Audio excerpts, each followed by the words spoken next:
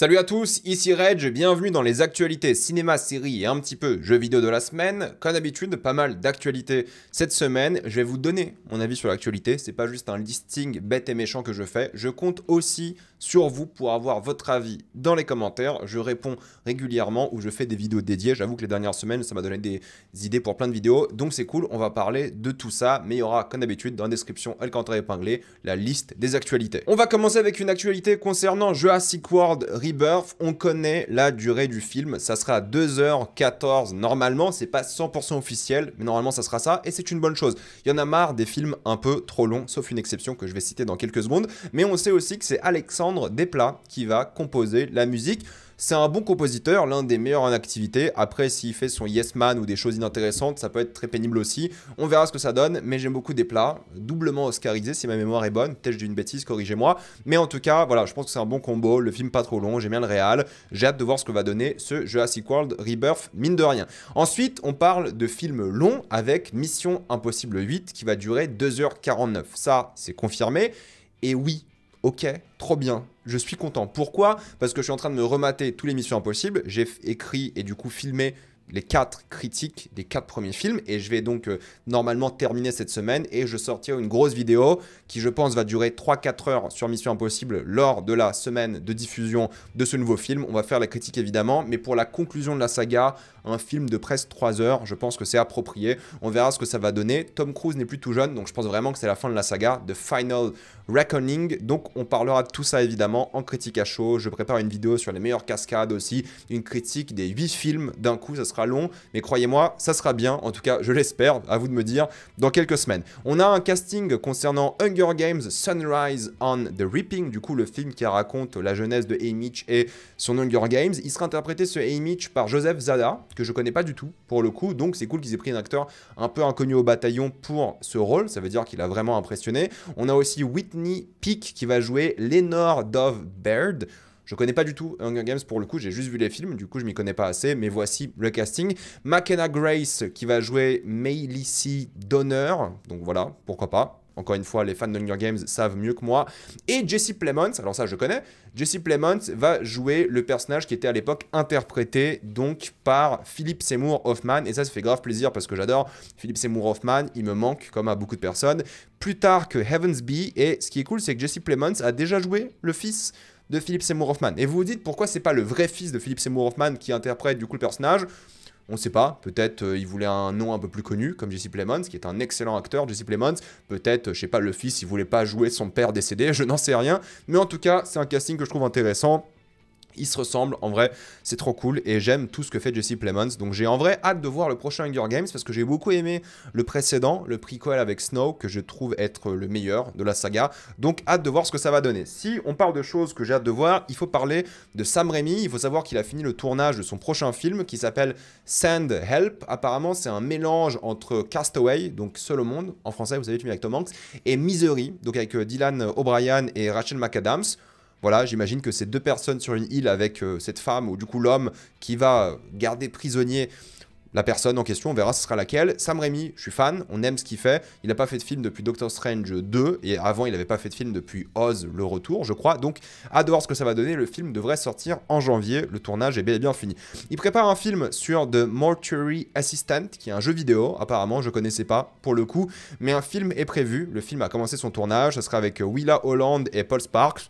Bon, je connais pas le jeu vidéo, mais si c'est un film d'horreur sympathique, pourquoi pas. Si on parle encore de jeux vidéo, c'est Sydney Sweeney qui va donc jouer dans Split Fiction, c'est confirmé. J'ai toujours pas fini Split Fiction, normalement je vais finir dans quelques semaines. J'ai joué 6 heures, donc je pense être à la moitié. J'adore Split Fiction, c'est l'un des meilleurs jeux de l'année. J'ai fait qu'un jeu cette année pour l'instant. Mais voilà, c'est un jeu qui est vachement bien. Et l'histoire est intéressante, en tout cas des 6 heures que j'ai faites. Je peux voir très bien ça en film pour le coup. Donc Sydney Sweeney va jouer le rôle principal. Ça sera réalisé par John M. Chu, qui a donc réalisé Wicked dernièrement. Je suis pas fan énorme de John M. Chu, mais pourquoi pas, Sydney Sweeney, Split Fiction, why not, ça peut peut-être le faire. On a Holdovers qui sera adapté en série télé, ça ne m'intéresse pas honnêtement, ce qui était bien par rapport au film, c'est que c'était un film et puis basta. Donc Holdovers en série, ça sera sans moi j'imagine, mais en tout cas, pour les fans d'Holdovers, vous allez avoir plus d'Holdovers. Et il faut savoir que du coup, l'acteur qui a été révélé dans Holdovers, son premier rôle de sa carrière, hein, pour le coup, dans un film ou une série. Dominique Sessa va interpréter, pour rappel, Anthony Bourdain. Alors, c'est une actualité qu'on sait depuis des mois et des mois, mais je vous fais un petit rappel,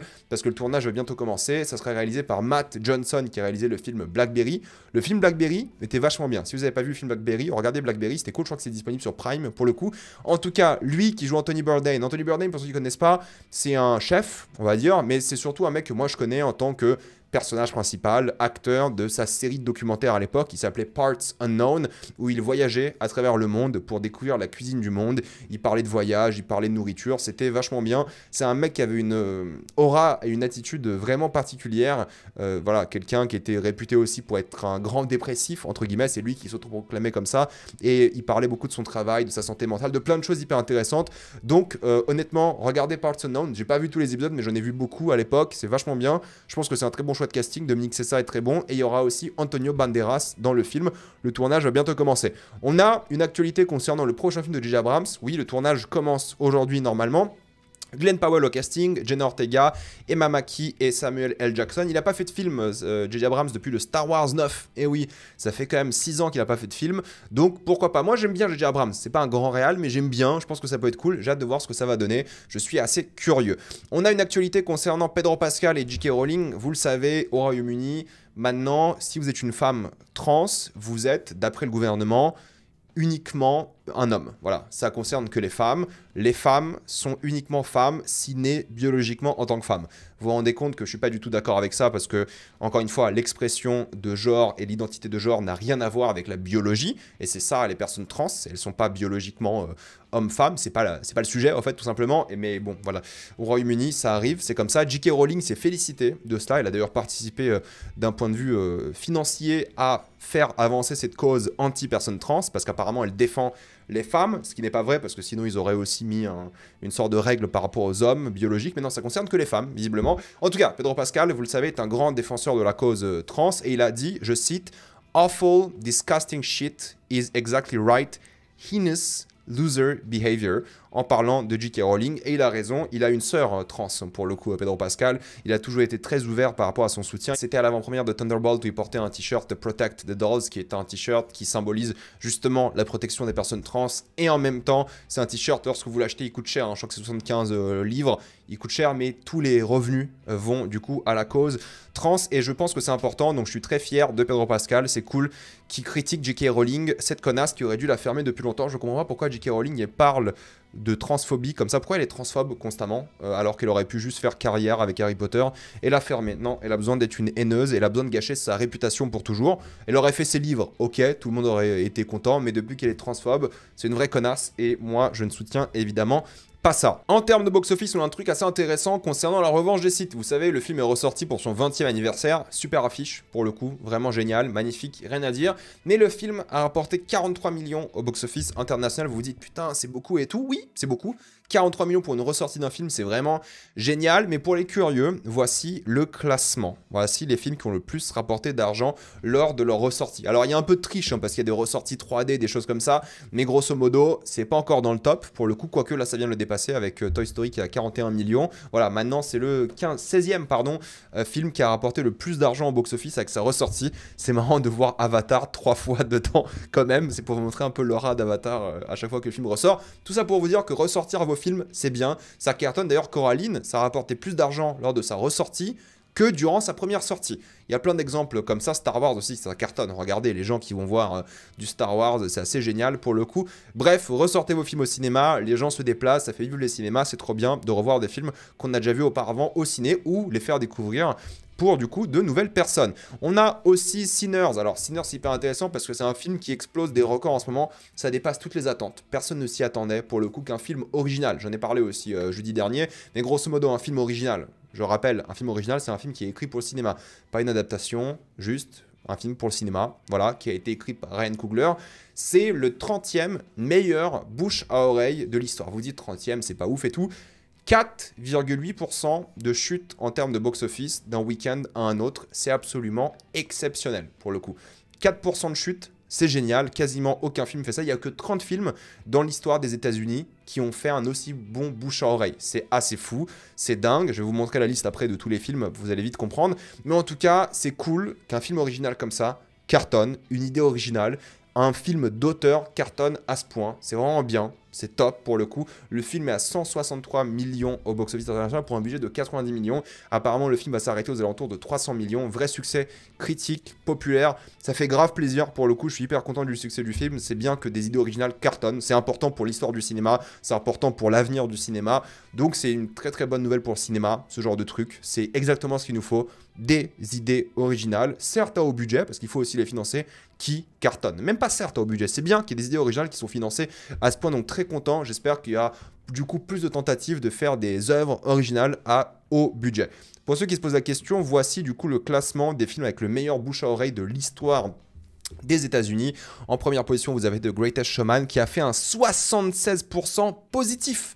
Bon, le truc c'est que il faut vous remarquer un truc dans cette liste. Regardez la majorité des dates de sortie. Quasiment tous les films sont sortis lors de la période de Noël. Du coup, c'est un peu biaisé parce que la période de Noël, les gens vont pas forcément au cinéma lors du coup de la diffusion du film la première semaine parce que c'est Noël, c'est les fêtes et tout. Ils vont en général plus régulièrement voir le film lors de sa deuxième semaine d'exploitation. Donc c'est un petit peu biaisé, mais en tout cas, biaisé ou pas, faire 67%, c'est-à-dire que le bouche à oreille, bah, c'est le meilleur de l'histoire. Disons les choses, entre guillemets. C'est vraiment intéressant par rapport à ça. Vous avez du coup, vous pouvez mettre pause si vous voulez, vous avez la liste ici. Je vous mets du coup la deuxième image. Voilà, je me décale pour ceux qui sont curieux. Encore une fois, vous avez vu, il n'y a que des films en décembre. Il y en a très peu qui sont hors décembre. Il y a Art Eyes qui est sorti cette année, je crois, qui a fait un très bon bouche à oreille. 19%, c'est assez dingue. En général, un bon bouche à oreille, c'est quand la chute est entre 30 et 40%. C'est un bon bouche à oreille. Entre 40 et 50% de chute, c'est bien aussi. Mais si vous vous rapprochez du coup du positif, c'est exceptionnel, c'est un très bon bouche à oreille. Et du coup, Sinners est juste là. Il est en négatif et il est considéré comme parmi les meilleurs. Oui, 5% de chute d'un week-end à un autre. En tout cas, pas d'un week-end à un autre. Du premier au second week-end, pour être précis. C'est absolument exceptionnel. Donc, vous voyez ici tous les films. Avatar à 1,8 pour le coup. Voilà, pour un rappel, Avatar 2, je crois que c'était une chute de 45%, pour vous dire un peu la différence. Voilà, c'est très bien, c'est hyper intéressant. Je suis très content pour Ryan Coogler, pour le coup, de voir un film comme ça cartonner. Et on lui a posé une question, je vais juste réagir à ça rapidement. On lui a demandé quel était son vampire noir préféré. Il a répondu Blade. Et les gens étaient en mode, ouais, faut qu'il fasse ce film Blade et tout. Mais moi, j'ai envie de vous poser une question. Il y a combien de vampires noirs que vous connaissez? Non, mais sincèrement, il y a combien de vampires noirs dans l'histoire du cinéma? Je pense que là, avec Sinners, il vient de créer le vampire noir le plus connu de l'histoire après Blade. Vous allez pas me dire Blackula. C'est pas une blague, c'est pas un truc raciste. Blackula est un personnage qui existe. Donc oui, c'est normal qu'ils disent Blade. Il n'y a pas plus connu que Blade en termes de vampire noir et iconique. Apple travaille visiblement sur une suite au film Greyhound, que j'avoue, j'ai pas vu, ça m'intéressait pas vraiment. Tom Hanks sera de retour. Ils vont se rapprocher du coup du D-Day en Normandie et en même temps du Pacific Theater, du coup le théâtre de guerre du Pacifique. Bon, pourquoi pas, je sais pas, j'ai pas vu le film, je n'en sais rien, peut-être le film est bien, dites-moi dans les commentaires, mais une suite est prévue.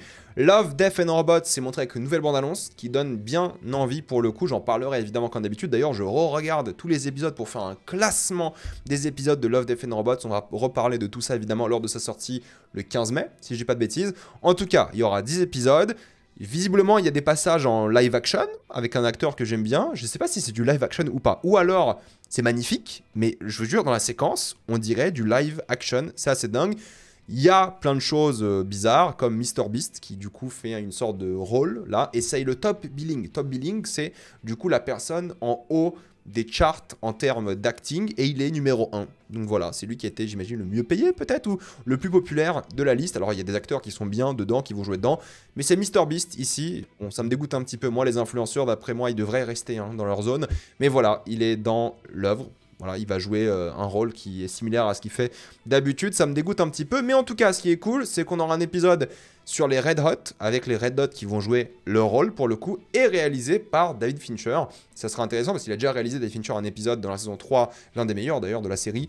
Donc pourquoi pas, ça peut être cool. Et les Red Hot vont du coup revivre un concert qu'ils ont fait en Irlande, mais d'une manière complètement différente, en mode marionnette stop motion, mais du coup fait en CGI. Hâte de voir ce que ça va donner. On parlait de Sinners qui était un succès, mais du coup Netflix ont décidé de faire les cons. Voilà, Netflix ont dit un truc complètement stupide. Ils ont dit que le cinéma est démodé. C'est la seule plateforme aujourd'hui, avec Apple, malheureusement, ils ont commencé à enlever leurs films des salles, mais c'est la seule plateforme aujourd'hui qui fait la guerre au cinéma. Pourquoi? Pourtant, ils vont être obligés de sortir Narnia au cinéma. Ils l'ont dit, Greta Gerwig et tout. Non, il a dit, les salles de cinéma sont démodées.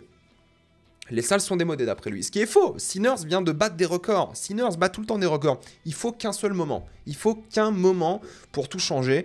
Mais non, d'après lui, Netflix, c'est l'avenir. Bon, on attend hein, les bons films sur Netflix. Encore les séries, je veux bien. Ils ont de bonnes séries, il n'y a pas de problème. Mais les bons films, ça fait longtemps qu'ils n'ont pas sorti de vrais bons films. Donc, Ted Sarandos, complètement à côté de la plaque. Non, le cinéma est très bien. Il y a encore de très beaux jours devant lui. Je pense que le cinéma va jamais disparaître pour le coup. Et je pense que Netflix, au contraire, a plus de chances de disparaître que le cinéma, d'après moi. On a aussi une actualité concernant Narnia, du coup, avec Emma Mackey, qui jouera la sorcière blanche dans Narnia. Je pense que c'est un bon choix de casting. Je pense qu'il va très bien le faire, le jouer. Donc j'ai hâte de voir ce que ça va donner. Dans 1 an et demi, le tournage ne devrait pas tarder à commencer. Du coup, je pense que pour cet été. Concernant Disney, il y a eu pas mal d'interviews par rapport à une scène dans Andor que j'ai pas envie de spoiler. Mais concernant quelque chose et ce personnage-là. Ça a été défendu, pourquoi? Parce que du coup le créateur Tony Gilroy a dit que dans la réalité, lors d'une guerre, ce genre de choses a lieu et il fallait en parler, même si c'est Star Wars. J'en ai déjà parlé un petit peu, mais je suis 100% d'accord, je pense que c'est important, j'en ai parlé dans ma critique d'Andor et je ferai les critiques de tous les épisodes d'Andor semaine par semaine. Mais oui, je maintiens que c'est une bonne chose ce qui a été fait dans Andor, je pense que c'est intéressant, je pense que c'est mature, je pense que c'était bien fait, donc il n'y a aucun problème. D'ailleurs, Tony Gilroy a dit qu'il ne voulait pas être le boss de Lucasfilm. Vous savez, Kathleen Kennedy va quitter Lucasfilm et ils sont en train de rechercher un remplaçant. Bon, apparemment, ils l'ont déjà choisi, on verra bien, mais Tony Gilroy n'est pas intéressé.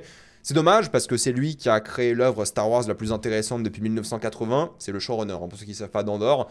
C'est comme ça, c'est triste, mais bon, il fait ce qu'il veut. S'il est heureux, c'est ce qui compte. D'ailleurs, il a dit que Andor était beaucoup inspiré de l'histoire du monde et de la guerre. Et oui, c'est vrai, ça se voit que c'est pas un mec qui s'inspire uniquement de Star Wars. Il s'inspire de la vraie vie pour raconter une histoire dans l'univers de Star Wars. Et c'est pour ça qu'Andor est bien, au fait. C'est un truc qui est fait par un adulte, pour des adultes, tout simplement. Et ça, c'est vachement cool. Ensuite, on a une affiche pour Alien Earth qui était accompagnée d'une sorte de teaser de 3 minutes qui est en train de montrer le liquide noir qu'on a vu dans Prometheus. Ce qui est un peu particulier parce qu'apparemment, Alien Earth allait rebooter la saga et allait annuler Prometheus. J'en sais rien, mais visiblement, Prometheus est encore canon. On verra bien lorsqu'il y aura une date de sortie. Oh, qu'est-ce qui se passe? Je veux une date de sortie d'Alien. Donnez-moi la date, j'ai envie de savoir quand est-ce que le film, enfin la série du coup, en 10 épisodes visiblement va sortir. J'ai envie d'en parler normalement semaine par semaine, on verra bien. En tout cas, le tournage d'Avengers Doomsday a commencé. Oui, le film sort dans 1 an, mais le tournage a commencé. C'est la méthode Marvel, pour le coup, c'est triste. Le film sera hideux, je pense, pour le coup, malheureusement. C'est comme ça. Après, les 4 Fantastiques, c'était aussi 1 an de tournage, pour le coup. Enfin, 1 an avant la sortie, le début du tournage. Voilà, j'y crois pas du tout à ce projet, pour le coup j'en ai parlé plein de fois, je vais pas me répéter ici. Pour ceux qui ont essayé de regarder l'épisode de The Last of Us ce lundi sur Canal, vous savez l'épisode est toujours disponible à 3h du matin normalement. Mais là, l'épisode 3 n'était pas disponible sur MyCanal à 3h du matin. Comment ça se fait que moi je l'ai vu, par exemple? Bah c'est que moi je regarde sur Max. Et oui, moi j'ai un abonnement Max, j'ai un abonnement Canal aussi qui me donne accès à Max. Mais je vous conseille honnêtement de ne pas utiliser MyCanal, utilisez Max. Si vous avez un compte MyCanal qui vous donne accès à Max, vous pouvez quand même aller sur Max, l'application qui est bien meilleure. Vous n'allez pas avoir la 4K, ce qui est un peu dommage pour ce genre d'œuvre, mais au moins vous allez avoir l'application Max qui est largement meilleure. Il y a une manip à faire, mais je pense que si vous tapez dans Google Canal, Max, activer compte, ça marche tranquille. Moi, je l'avais fait à l'époque, avant de, du coup, uniquement utiliser un abonnement Max, parce que moi, je voulais la 4K. Vous pouvez le faire. Donc, si vous n'avez pas votre épisode sur MyCanal de n'importe quelle œuvre alors qu'elle est sortie, allez sur l'application Max directement, parce que sur Max, ça sera disponible. Moi, je me suis réveillé à 6h du matin pour regarder et faire ma critique pour midi. C'était sur Max. Et j'ai vu que sur MyCanal, j'ai vu dans les commentaires de ma vidéo que les gens n'avaient pas accès à l'épisode. N'allez jamais sur MyCanal. Si vous avez Apple, si vous avez Paramount, si vous avez tout ce que vous voulez via votre compte MyCanal, vous pouvez vous connecter à l'application elle-même tout de même. Voilà, donc allez sur Apple directement avec votre compte Canal, ça fonctionne. Allez sur Paramount, allez sur Max, ça fonctionne, ne vous inquiétez pas. Ne vous prenez pas la tête avec l'application MyCanal qui est d'après moi affreuse. On a Bill Hader que j'aime beaucoup de Barry. Barry, c'est une excellente série HBO. Si vous ne l'avez pas vu, vous devriez regarder. Il prépare une série sur Johnstown. Vous savez, le fameux massacre suicide collectif qui a eu lieu à Johnstown, à Afrique du Sud, si je dis pas bêtise. En tout cas, pourquoi je vous parle de ça, c'est que cool, j'adore Bill Hader, j'adore ce qu'il fait, j'adore son travail, je pense que c'est un bon réal, scénariste, acteur. Mais surtout, pourquoi c'est drôle, c'est que pour ceux qui regardent de Studio, vous savez, la série Apple, il y a un lien avec Johnstown, Martin Scorsese de Studio, et c'est très drôle. Je vais pas vous spoiler pour ceux qui n'ont pas vu la série de Studio, on en parlera évidemment dans quelques semaines. Très bonne série de Studio, voilà, c'était assez drôle. Une série est officiellement prévue chez HBO, et je pense que ça peut être génial. Les jeux vidéo, il y a une actualité concernant Discord. Je sais que Discord, c'est pas que jeux vidéo, mais je l'ai mis ici. Le CEO quitte le navire, il sera remplacé par un mec anciennement d'Activision Blizzard. Bon, pour moi, c'est une mauvaise idée. Je pense qu'il va juste monétiser à fond Discord et Discord va devenir ingérable. Moi, je n'utilise pas beaucoup Discord, mais de temps en temps, et c'est que plus le temps passe, bah plus Discord est inutilisable. J'aimais bien moi TeamSpeak à l'époque et Mumble. Là, Discord, plus t'avances, plus c'est chiant. C'est comme ça, c'est monétisable à mort, c'est un peu pénible. Mais bon, en tout cas, bonne actualité concernant Clair Obscur Expédition 33. Je pense que je vais bientôt le commencer. Normalement, j'aurai plus de temps lorsque j'aurai fini mes vidéos sur Mission Impossible. 1 million d'unités vendues la première semaine, voire peut-être un peu plus. Peut-être en 24 heures, 48 heures, 1 million. Ça cartonne sur Steam, ça cartonne partout. Félicitations à Sandfall Studio, c'est une très bonne nouvelle. C'est cool qu'un jeu français cartonne. C'est cool que ce soit le jeu le mieux critiqué de l'année pour le coup. Metascore de 92, c'est le jeu le mieux critiqué par les fans, sur Metacritic aussi, de l'histoire. Alors c'est peut-être un peu abusé, j'en sais rien, j'ai pas encore fait le jeu, mais en tout cas je suis très content que ce genre de jeu cartonne, c'est une très très bonne chose, très très bonne nouvelle, hyper heureux, c'est mérité, j'espère qu'il va cartonner encore plus, moi je vais le soutenir, je vais essayer de l'acheter, je vais essayer d'y jouer, genre, je le ferai sur Twitch comme d'habitude pour ceux que ça intéresse, mais voilà, je suis très très content, félicitations encore une fois à eux. Elden Ring aussi a vendu 30 millions d'unités et je suis aussi très content pour From Software, voilà, From Software est devenu hyper mainstream et ça fait plaisir parce que From Software depuis moi Dark Souls 1, je suis obsédé, je suis matrixé, je suis fan, donc je suis très content pour eux. Les sorties de la semaine, on a Astérix et le combat des chefs. Je vous ferai ma critique ou jeudi matin ou mercredi soir en fonction de si j'arrive à faire les deux critiques aussi. Parce qu'il y a deux critiques que je dois sortir demain normalement. Mais on parlera évidemment d'Astérix et Obélix. Il y a Carême, la série Apple qui sort. On dirait une version de Bridgerton, mais Apple. Les critiques étaient bonnes, donc c'est peut-être pour ça que je vais essayer de regarder, à voir, mais en ce moment je regarde beaucoup de séries, j'avoue, on en parlera bientôt. Mais voilà, Carême sort ce mercredi aussi. Thunderbolts, ça évidemment j'en ferai la critique demain sans problème, on en parlera. Les linceuls de Cronenberg, j'adore Cronenberg, mais j'avoue que ce film m'attire pas du tout, les critiques sont pas bonnes, mais j'essaierai quand même de le regarder. Voilà, quand même, c'est important. Tu ne mentiras point, qui s'appelle du coup en français, comme ça, mais en anglais c'est Small Things Like These. Il est sorti il y a 1 an, je crois, en Irlande. En tout cas, voilà, Cillian Murphy, de retour au cinéma après Oppenheimer. Apparemment, le film est bien, donc j'essaierai de le voir. Il est sorti, enfin, il sort en salle cette semaine, ça peut être intéressant. Les Indomptés, j'avoue que ça ne m'attire pas du tout. Pour le coup, ce genre de film, apparemment, c'est pas terrible en plus. Donc voilà, c'était un peu les sorties de la semaine. Mettez-moi dans les commentaires ce que vous pensez de toutes ces actualités. Êtes-vous d'accord? Pas d'accord? J'ai envie d'avoir votre avis. Pensez à vous abonner à la chaîne pour voir les prochaines vidéos. Mettez un j'aime, ça aide beaucoup la chaîne. Suivez-moi sur tous mes réseaux, que ce soit TikTok, Instagram Reel ou même Twitch pour plus de contenu. Et même Spotify, n'oublie pas Spotify. Et moi, je vous dis à la prochaine fois. Salut à tous.